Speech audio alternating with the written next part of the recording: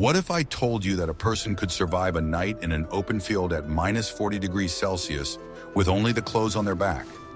The history of the indigenous peoples of North America contains frightening and at the same time fascinating evidence of incredible resilience in the face of deadly cold.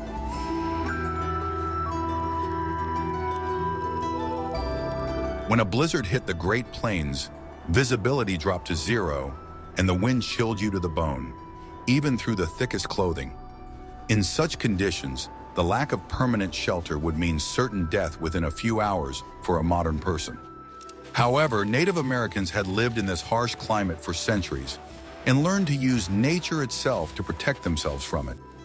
Their survival methods did not require advanced technology, but were based on a deep understanding of the physics of heat and human physiology.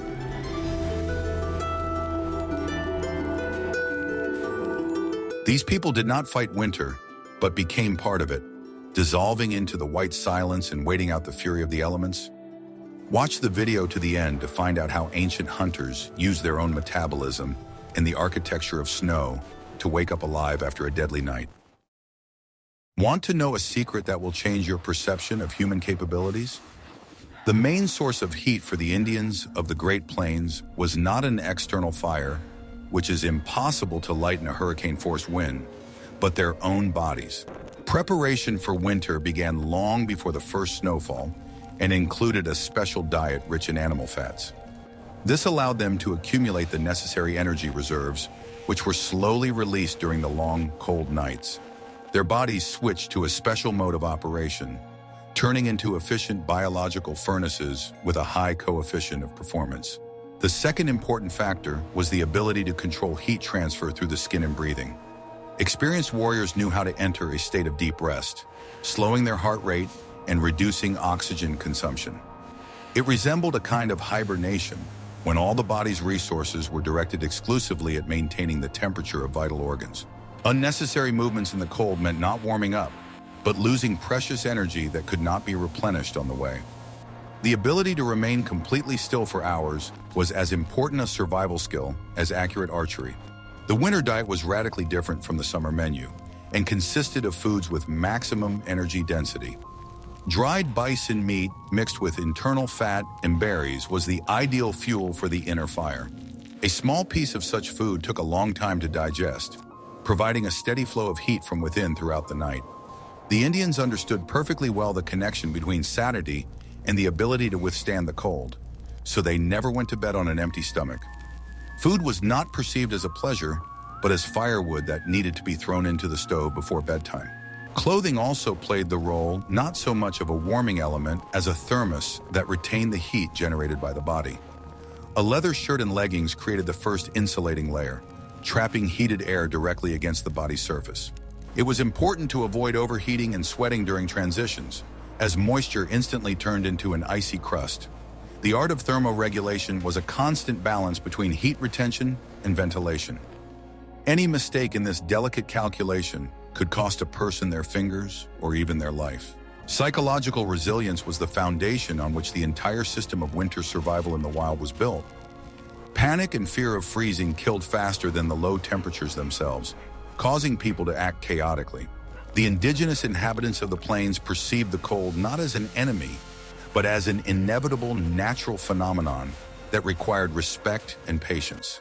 They knew how to shut off their emotional response to discomfort, focusing instead on the physical sensations of the body. This mental discipline was instilled from an early age and was part of the tribe's cultural code. An interesting aspect was the adaptation of the circulatory system to extreme conditions, which had been developed over generations. Many indigenous people had the ability to maintain high temperatures in their extremities, even in severe cold. Blood continued to circulate in the fingers and toes, not retreating to the internal organs as quickly as in an unprepared person. This allowed them to maintain the mobility and sensitivity necessary for working with equipment or weapons. Genetics and training created a unique blend of endurance. Spending the night in an open field required careful selection of a location protected from direct wind. Even a small depression in the ground or the bed of a dry stream could provide a life-saving shelter. The Indians intuitively sensed the microclimate of the area, avoiding lowlands where the heaviest cold air accumulated. They read the terrain like an open book, finding safe areas where a stranger would see only a white desert. The ability to use the landscape was the first step in setting up a temporary camp. Group survival always took priority over individual survival, especially in extreme winter weather. A lone individual had far less chance of surviving a blizzard than a coordinated group of hunters or warriors. Mutual care and monitoring the condition of each member of the group was a prerequisite for the expedition. If someone began to freeze and lose consciousness, the others immediately took action. Collective wisdom and experience helped to avoid fatal mistakes. Knowledge about winter survival was passed down orally from elders to young warriors in the form of stories and legends. Every detail of equipment or behavior had been tested by centuries of practical experience by their ancestors. Nothing superfluous, nothing random, only pure functionality, honed by harsh necessity. Traditions were not just rituals, but safety instructions written by the lives of their predecessors. Following these rules guaranteed the continuation of the family line in conditions unsuitable for life. I'm very interested to hear your point of view. Do you think modern survival techniques could surpass this ancient experience of adaptation? Write about it in the comments. Are you ready to learn the truth about a material we tend to think of as cold? Snow, which is usually perceived as a major threat and a source of hypothermia, was transformed into the best insulating material in skilled hands. The structure of snow cover contains a huge amount of air trapped between ice crystals, which makes it a poor conductor of heat. Native Americans were well aware of this property and used snowdrifts not as an obstacle, but as a building resource. In open plains where there are no trees or rocks, snow was the only material available for building walls. When a blizzard suddenly began, hunters did not try to run away from it, but immediately began to build a temporary shelter. They raked up dense snow, forming a horseshoe-shaped rampart around themselves, the open part of which faced the leeward side. The height of such a wall could be small, but sufficient for the wind to blow over a person lying down rather than hitting them. This created a zone of relative calm where the temperature felt significantly higher than in the open. The wind was the main enemy as it blew the heat out of clothing and the body. If the snow was deep and dense enough, the Indians could dig a small cave or trench in it. In such a shelter, the air temperature could remain around 0 degrees, even if it was 40 degrees below zero outside. The walls of the snow burrow reflected the heat of the human body, creating a microclimate suitable for survival. It was important to ensure that the entrance was not completely blocked, allowing fresh air to enter. Carbon dioxide was an invisible killer in such confined spaces. The construction of such a shelter had to be extremely simple and quick to erect, as every minute counted. No complex tools were used, only hands, feet, and possibly the broad shoulder blades of large animals. Sometimes branches from bushes were used to reinforce the vault if they could be found nearby. But more often than not, they relied solely on the physical properties of the snow itself, which was quickly compressed by the wind. It was architecture of the moment, existing for only one night. Inside the snow shelter, skins were always spread out to insulate the body from direct contact with the cold surface. The snow under a person inevitably began to melt from the heat, and moisture could soak through clothing. A layer of bison wool created the necessary insulation, keeping them dry and comfortable. Without this insulation, spending the night in the snow would have been slow suicide. Each piece of equipment had its own specific place and function.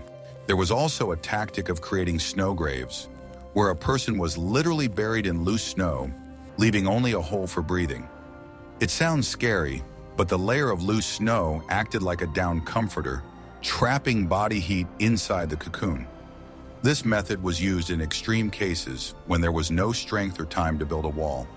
The main condition was the availability of warm and waterproof clothing that could withstand contact with snow. Getting out of such a trap in the morning had to be done with extreme caution. The experience of subarctic peoples such as the Cree and Athabascan also confirms the effectiveness of using snow for shelter. They built more complex structures, but the principle of thermal insulation remained the same for all northern tribes. The Plains Indians adapted this knowledge to their conditions, where snow was often mixed with mud and grass. Their shelters were less aesthetic, but no less functional in critical situations. Flexible thinking allowed them to use any resource. Interestingly, inside the snow shelter, the sound of the storm became muffled and distant, which helped to maintain calm. The psychological comfort of having walls, even if they were made of snow, was a huge help in the struggle for life. People no longer felt like defenseless grains of sand in the icy wind. This small space became their personal fortress until dawn. The feeling of security allowed them to fall asleep and regain their strength. In the morning, when the storm subsided, the temporary shelter was simply left behind, and it disappeared under the rays of the sun or a new snowfall. The Indians left no traces of their presence as they moved across the endless plain. These snow camps were a symbol of their harmony with the harsh nature, not an attempt to conquer it. They took what the earth gave them and gave it back. The ephemeral nature of their shelters emphasized the nomadic spirit of the people. The ability to turn deadly cold into building material required a special view of the world. Snow killed the unprepared, but warmed those who knew its true nature. Why do you think we so often forget the simplest physical properties of natural materials in the modern world? Guess what happened next when the temperature dropped to a critical level? In situations where it was impossible to build a shelter and the cold became unbearable, the Indians resorted to group sleeping. This was not just a pile of people, but a strictly organized structure designed to preserve collective heat. Warriors lay down in a tight circle or square, pressing their backs or sides against each other. This method significantly reduced the surface area in contact with the cold air. The center of this living structure was the warmest and safest place, a kind of reactor core. The youngest, oldest, or weakest members of the group, who needed extra protection, were placed there. The stronger and more resilient warriors took places on the outer perimeter, taking the brunt of the elements. This was a manifestation of the highest social responsibility and care for others. The survival of the group depended on the survival of each of its members. During the night, a rotation took place. The frozen people at the edges moved to the center, and those who had warmed up took their places on the perimeter. This process was organized, often without unnecessary words, as everyone knew their duties. No one was allowed to stay on the cold side for too long to avoid hypothermia. This circulation ensured an even distribution of heat among all participants. It required discipline and self-sacrifice. To enhance the effect, the entire group was covered with a common canopy made of sewn bison skins. Under this heavy and dense cover, a unique microclimate was created, heated by breath and body heat. The temperature inside such a cocoon could be tens of degrees higher than outside. Buffalo hides retained heat well and did not let the wind through, creating a greenhouse effect. People literally breathed the same air. It was important to maintain the correct body position so as not to disrupt blood circulation in the cramped space. People lay down face down or side by side, trying to cover as much as possible the gaps through which the cold could penetrate. Every movement had to be coordinated with neighbors so as not to disrupt the integrity of the common thermal envelope. Group sleeping required a special level of trust and physical closeness. Personal space disappeared for the sake of common salvation. This method was used not only during military campaigns, but also in everyday life when there was not enough fuel for the hearth. Families slept together under one large blanket, warming each other on frosty nights. Children were always placed between their parents to receive the maximum amount of warmth. This practice strengthened social bonds within the tribe and the family. Physical warmth became synonymous with emotional closeness.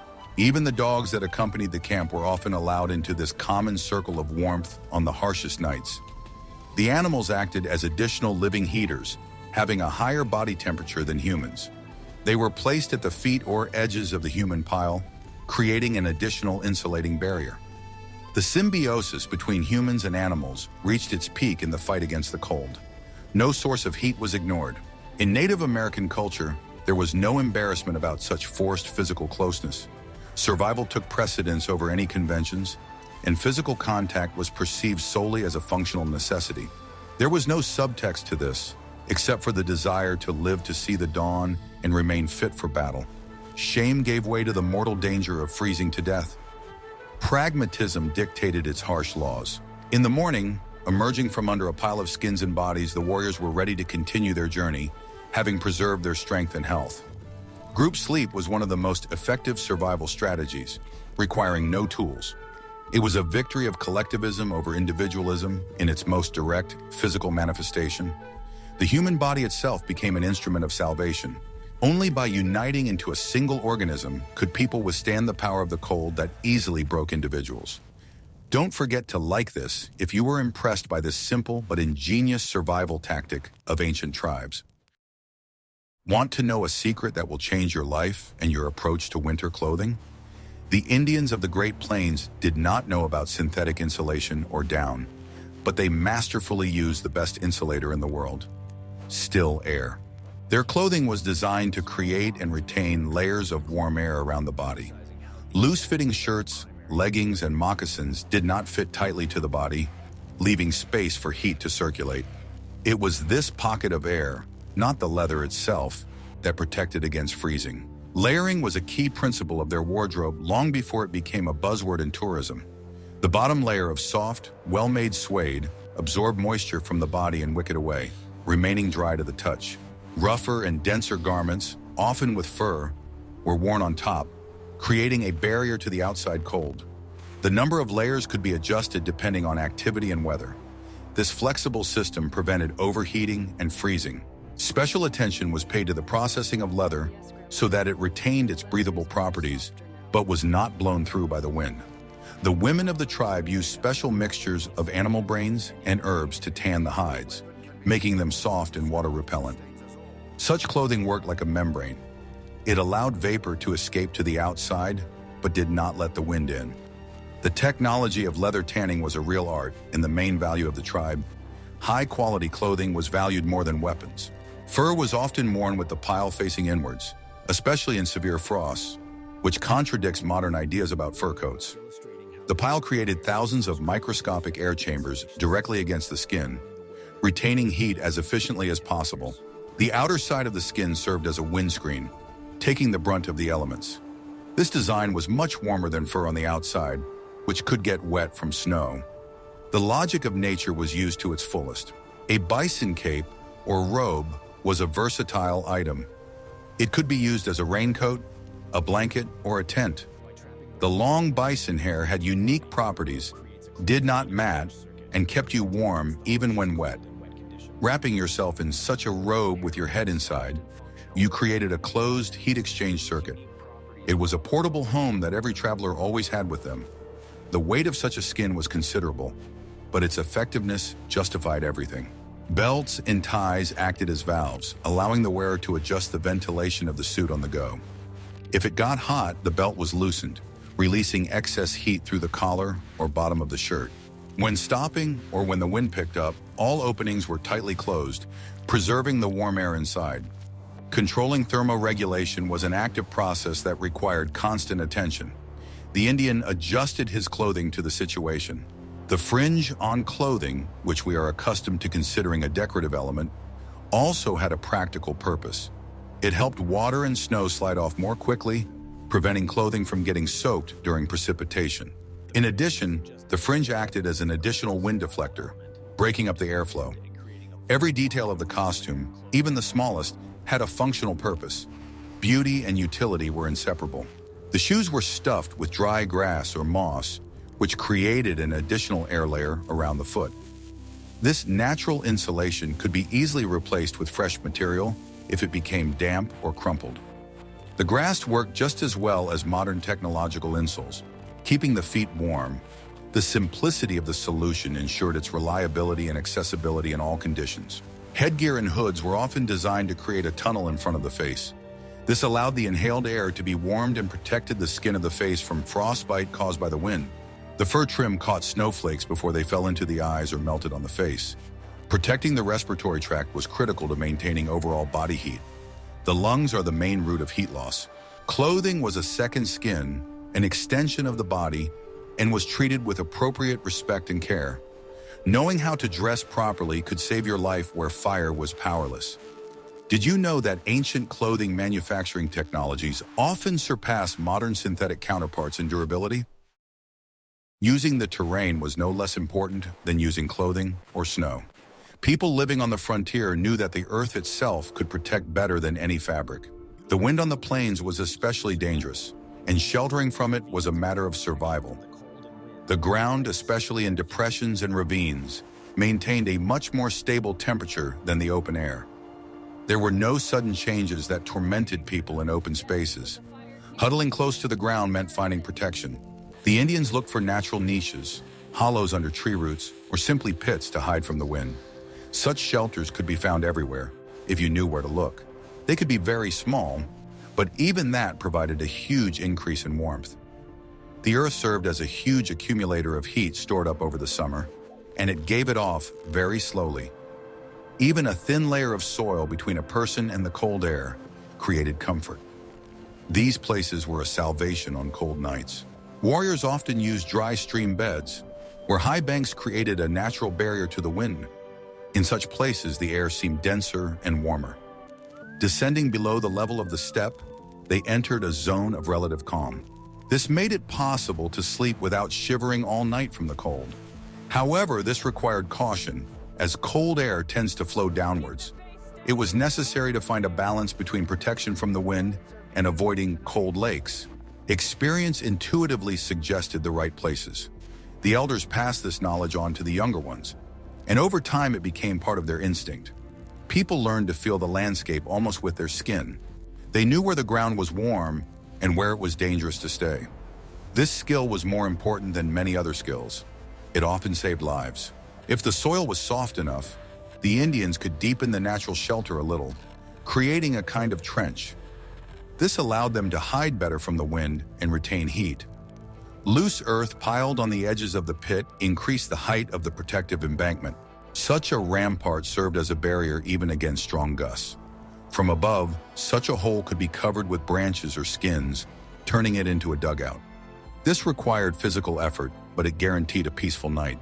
The earth was more reliable than snow if you managed to burrow into it. Snow could melt or be destroyed by the wind, but the earth remained solid. It held its shape better and could bear weight. Burrowing deeper, a person found themselves in a small, warm chamber. There it was possible to relax a little. The body warmed the space around it. In wooded areas, hollows were used. Pits formed under the roots of fallen trees. Such places were a real gift for travelers. The root system served as a ready-made frame for the roof, and the pit served as a ready-made room. All that was needed was to clear the space and add some insulation to the bottom. Sometimes hunters left dry branches in such shelters for those who would come after them. The forest itself offered ready-made solutions for overnight stays. Such natural shelters were often used for years by different groups of hunters. Everyone who found such a niche felt grateful to nature. The hollows protected from rain, wind, and even wild animals.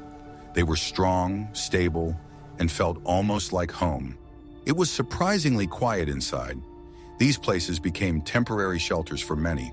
The most important rule was to insulate the body from the cold and damp ground below. Even warm earth remained damp, and this moisture could quickly cool a person down. To do this, a thick layer of coniferous branches, dry grass, or reeds was used. These materials were easy to obtain and created a good barrier. This plant mattress prevented direct heat loss through the thermal conductivity of the ground. A waterproof bison skin was always placed on top of the vegetation, with the wool facing up. The bed was a multi-layered pie. Each layer had its own purpose. One retained heat, another protected against moisture, and a third softened pressure. This design looked simple, but was very effective. People knew that you couldn't sleep directly on the bare ground. Their experience was passed down through generations as an important rule. It was one of the keys to survival in harsh conditions. Sometimes, if conditions allowed, a small hole was dug in the ground for the coals from the fire. This method required precision and caution. The coals were covered with a layer of earth, and a sleeping place was arranged on top. The earth, heated by the coals, acted as a floor heater throughout the night. This provided soft, even heat. The main thing was not to overdo the heat and prevent the bedding from catching fire. The warm earth beneath their backs provided incredible comfort. After a long journey, this warmth seemed almost luxurious. People felt the tension leave their muscles.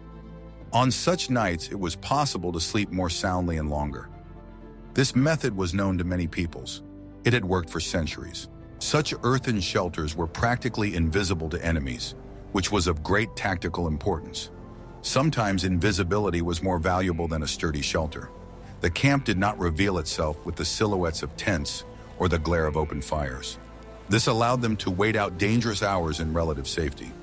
Blending in with the landscape provided double protection, from nature and from people. Camouflage was part of the survival strategy.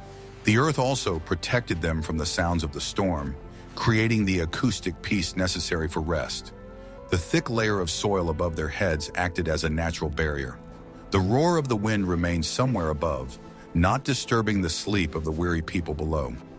At such moments, the night seemed softer and calmer. The psychological feeling of being grounded and sheltered helped relieve stress. People returned to the bosom of the earth. However, earthen shelters also had disadvantages. In spring or during a thaw, they could quickly fill with water.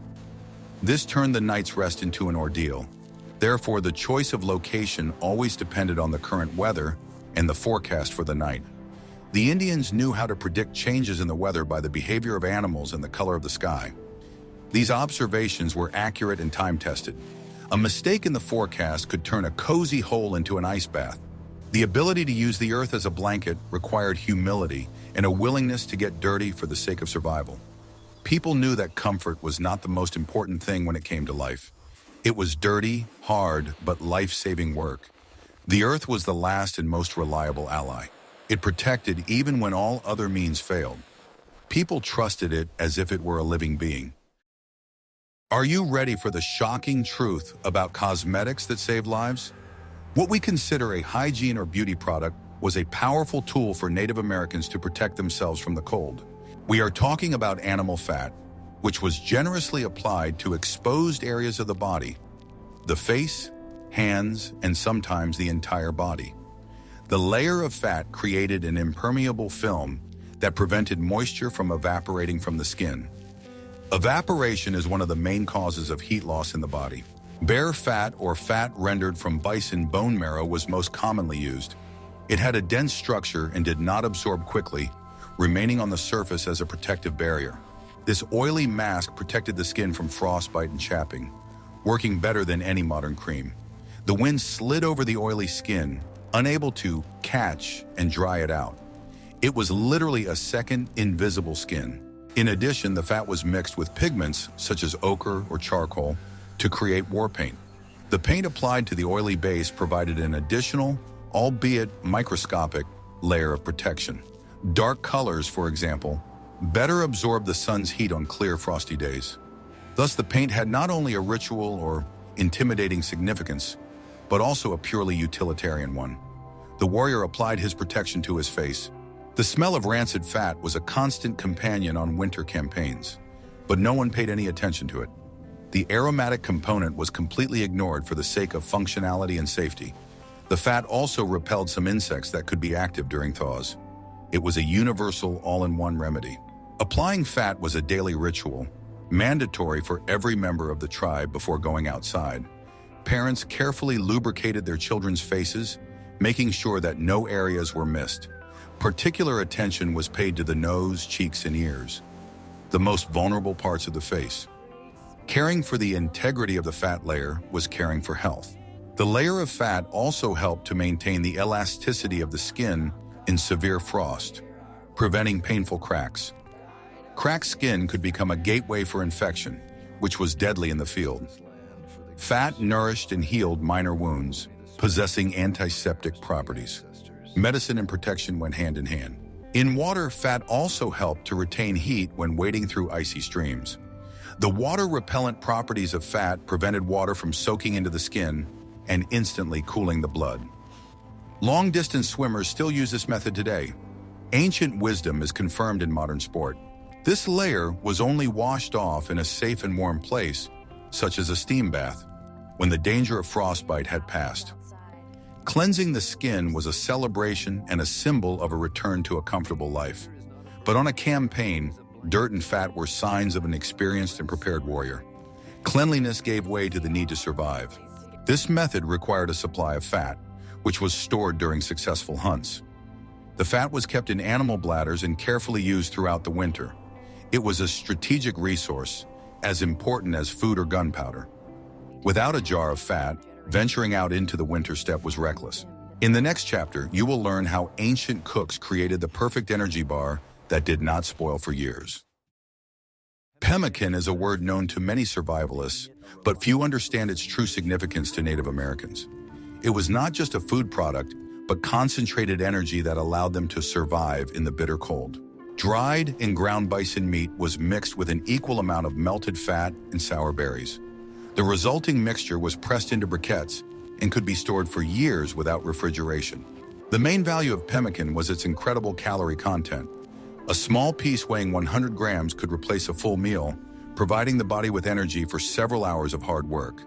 The fat provided long-lasting energy to warm the body, and the protein restored muscles. It was a perfectly balanced diet for extreme conditions.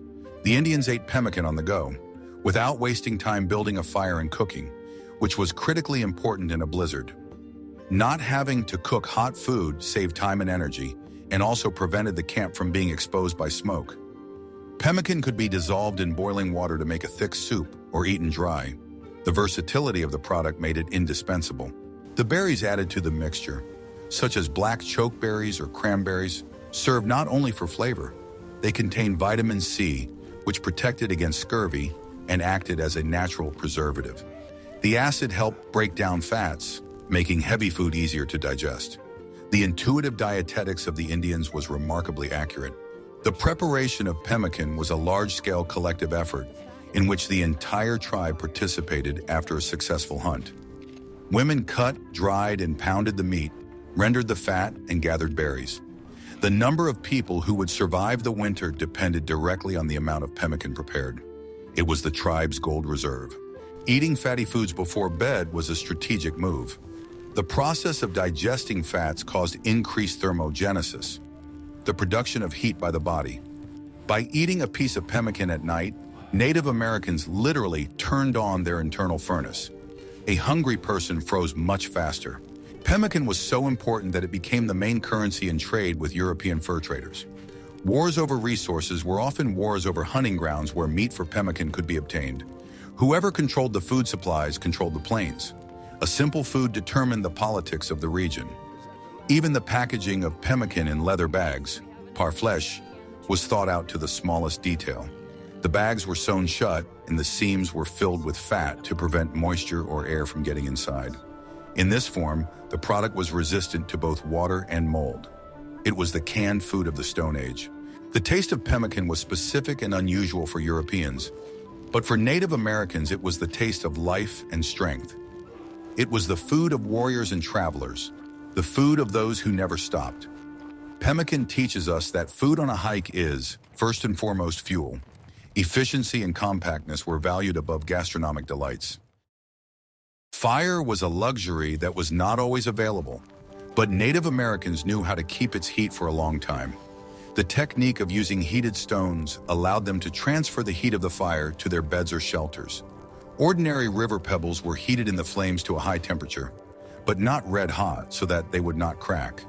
The stone acted as a heat accumulator, absorbing the heat of the fire.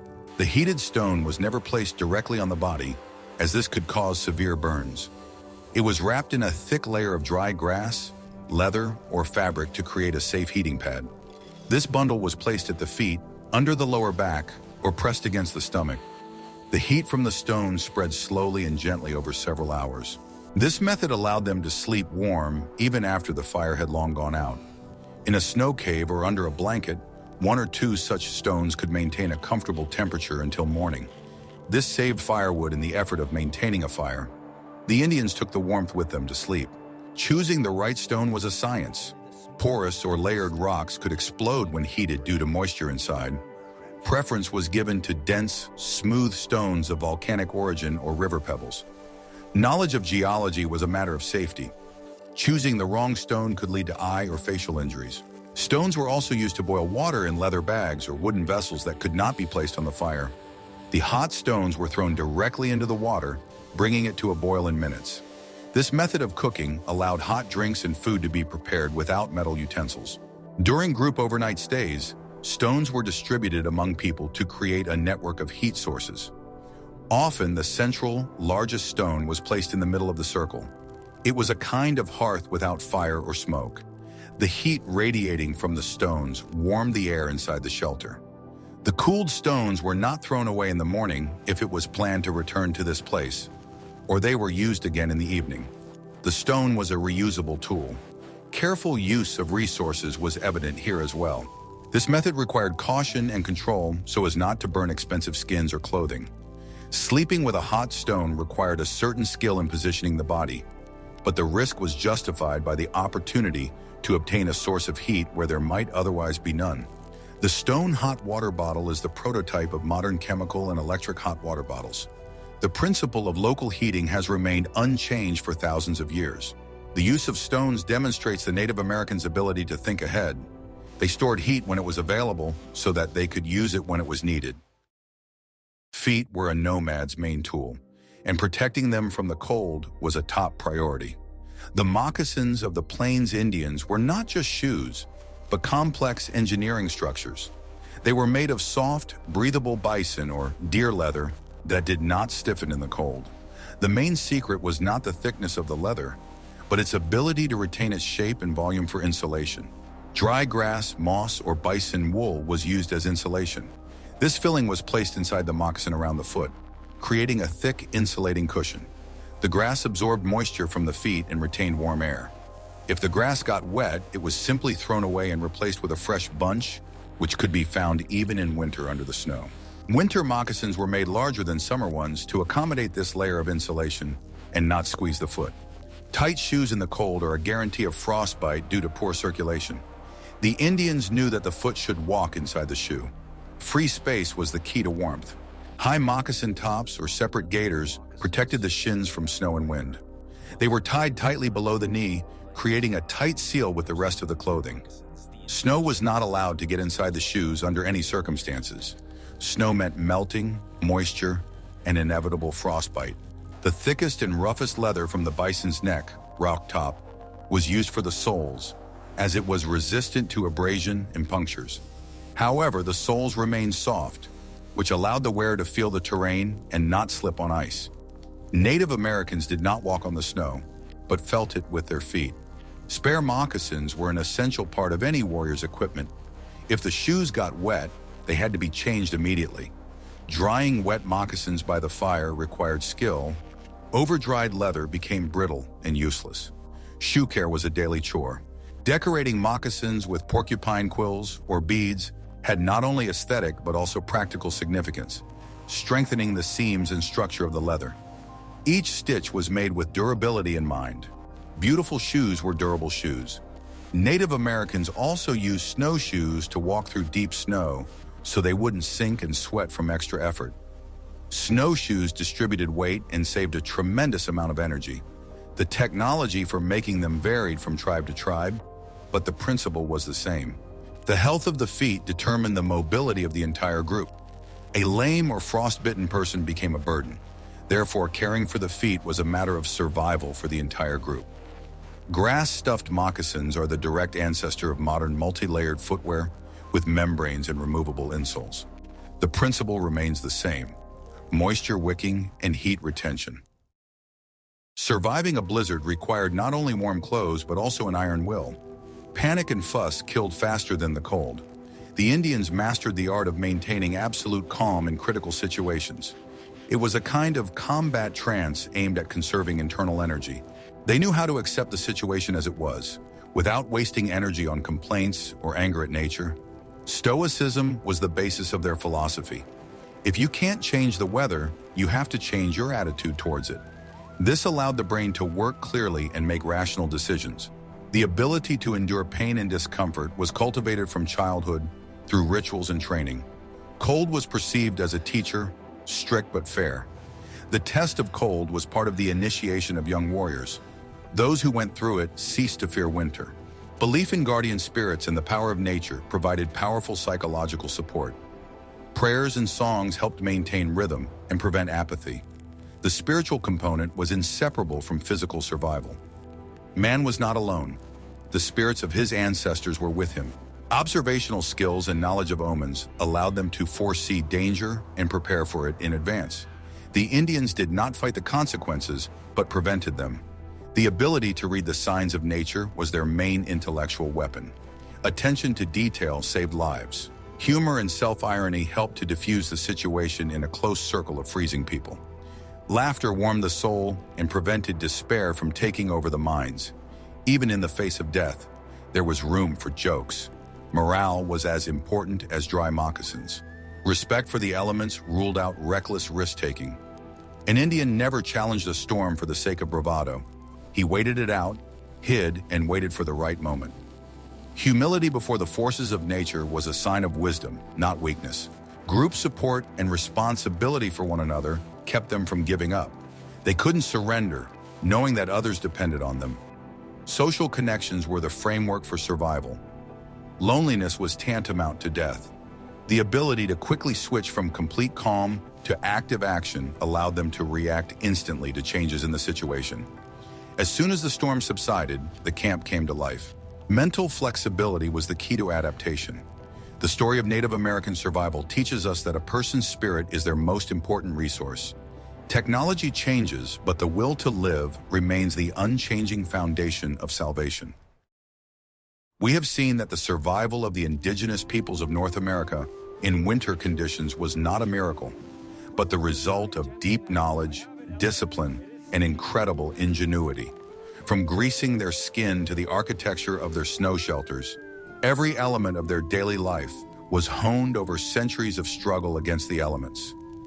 They proved that humans can live in harmony even with the most deadly cold if they respect the laws of nature and know how to use its resources. This experience reminds us that comfort is a relative concept and that human capabilities are much broader than we are accustomed to thinking. Which of these ancient survival methods did you find most surprising? Would you like to see a video about summer survival tactics in the desert? Suggest topics in the comments and subscribe to the channel so you don't miss out on new journeys into history.